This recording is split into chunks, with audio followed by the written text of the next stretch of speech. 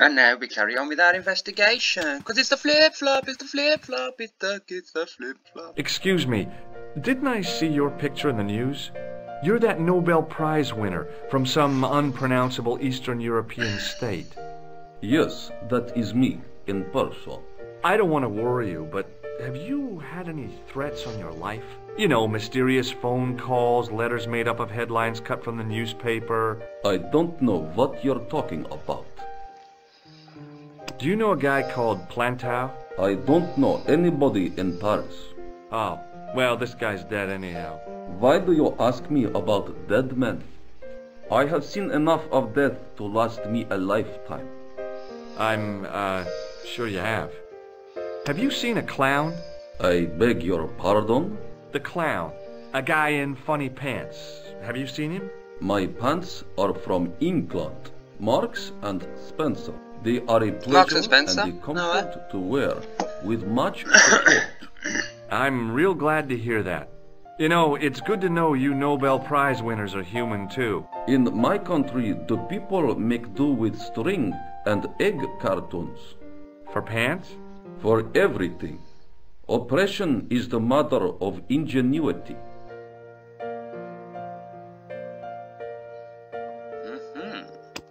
Have you any idea what this tool might be used for? I cannot guess. Would it mean anything if I told you it was for lifting drain covers?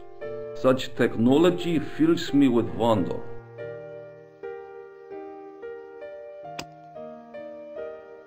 Do you recognize this man? He calls himself Khan. Yes, I know this man. Why do you carry his photograph? I'm a private detective. What does this clown's nose suggest to you? In my country, we have no use for clowns. I'm glad to hear it. They were dealt with most severely in the last cultural cleansing. What about the mimes? Did you get them too? All gone. Our streets are mime-free. Sounds like heaven. Does this goo-smeared tissue mean anything to you?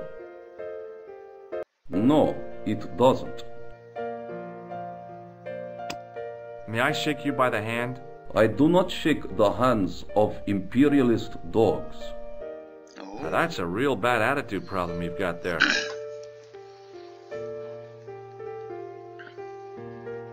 Imperialist dogs. Thanks for your help. Goodbye. Oh, sorry, there was someone else I could ask him then, man. Sorry. Hello again. What's your interest in Khan? He is an enemy of my people. You know he's a killer. Of course, amongst other things. Would you help me investigate Khan? That is not possible. My instructions are to observe.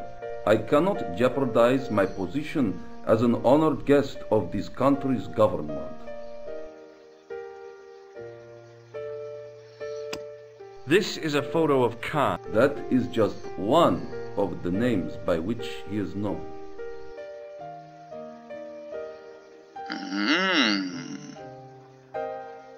Thanks for your help. Goodbye.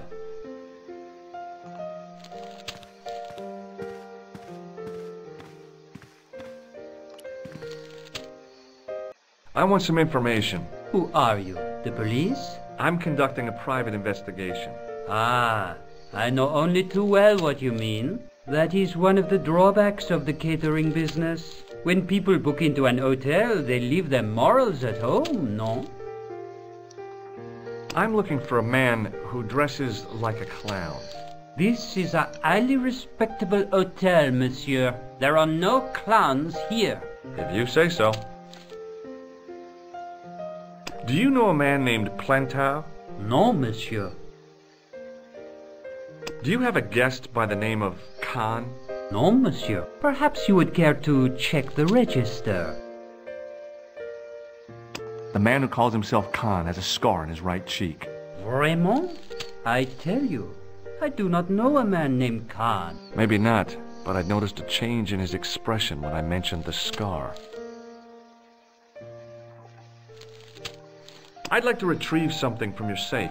Ah, oui, monsieur. May I see some form of identification? Like what? A driving license, perhaps? I don't drive. Your passport? I don't have it with me. I could show you my operation scar. I'm sorry, monsieur. I must have some form of unique ID. You won't find a more unique ID than my scar. I'm sorry. I must insist on a more traditional identification. Rats. Rats. What do you make of this tool? Stunning, monsieur.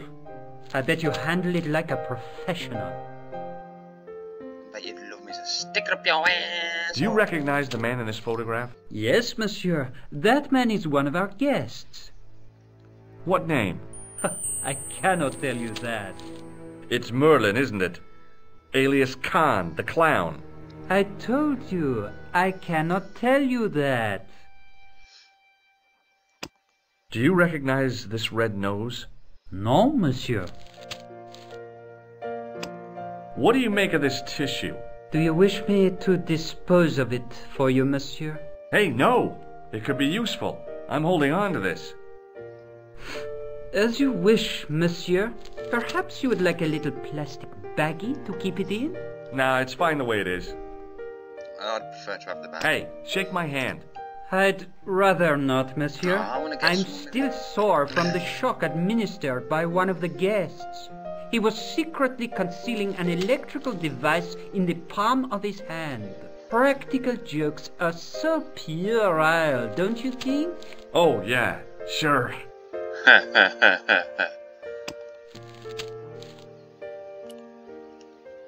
There was no one registered under the name of Khan, but the name in the book for room 22 was Merlin. Hanging from a brass hook was a key and a plastic tag. Excusez-moi, monsieur. What? You were trying to steal that key, no? No way.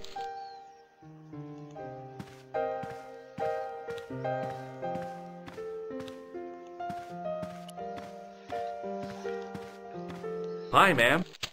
Hello, George. What can I do for you now? Did I show you this photograph? Yes.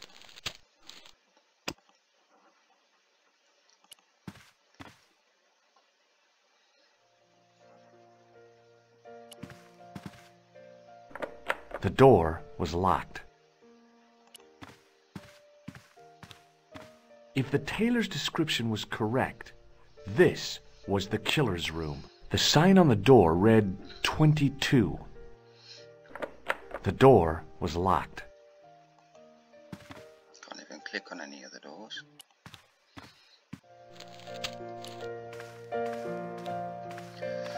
What now, monsieur? About the key hanging on the hook over there. Oui, monsieur. Which room is it for? Number 21. Is that room taken? No. The guests checked out this morning.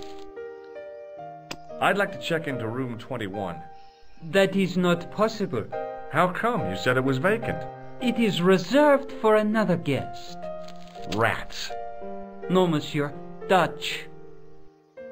I believe Khan, the man with the scar, is also known as Merlin, the man who has taken room 22. What of it?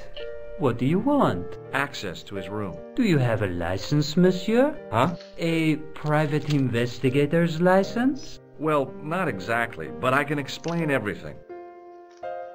I am sorry, but without credentials, I cannot help. I insist you give me the key to Merlin's room. I cannot do that, monsieur. This guy Merlin is a menace. So you say, monsieur. He's not only a danger to society, but to your guests as well. He has toyed with the affections of Lady Piermont. Ciel! Are there no depths to which he will not sink? Precisely. He's already killed once, twice, maybe as many as 3 times. With your help, I just might be able to stop him. But what if he finds out I have helped you? No, I cannot do it. Pardon me again, Fizzy Popeye. Hi, ma'am. Hello, George. What can I do for you now? Would you distract the clerk while I borrow a key? Are you asking me to aid you in a criminal act, darling? Oh, no. It's the key to an empty room. And why, may I ask, do you wish to gain access to an empty room? Do you plan to squat? No, ma'am. Scouts honor? I was never in the Boy Scouts, ma'am. Oh, you should have been. What were your parents thinking of? It's a fine way for a boy to get licked into shape. Now tell me, why do you want to get into that room? It's next to the room the killer is using. Ah, so you plan to eavesdrop on Merlin? I was hoping there might be a connecting door. Well, how can I refuse?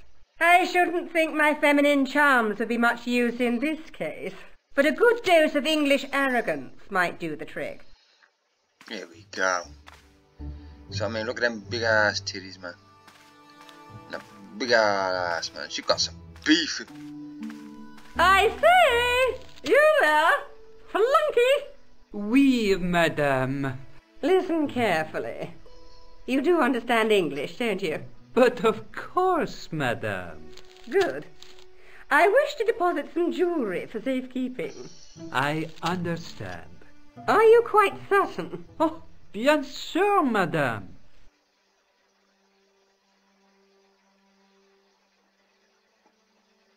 Definitely loves it. Over to you, my dear. Should definitely shag her, you know, as a thank you, I think.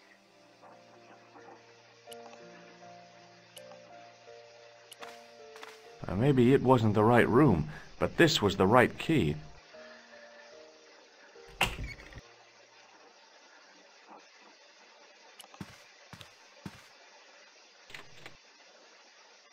There was nothing in the wardrobe apart from a vague, lingering smell of camphor. What the fuck is camphor?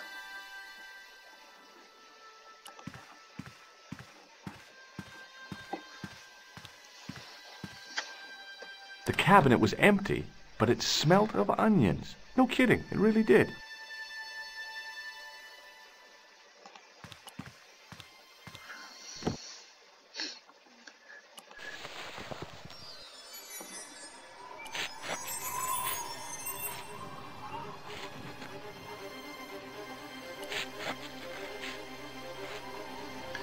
Danger, man.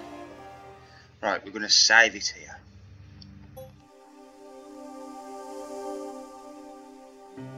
BS6.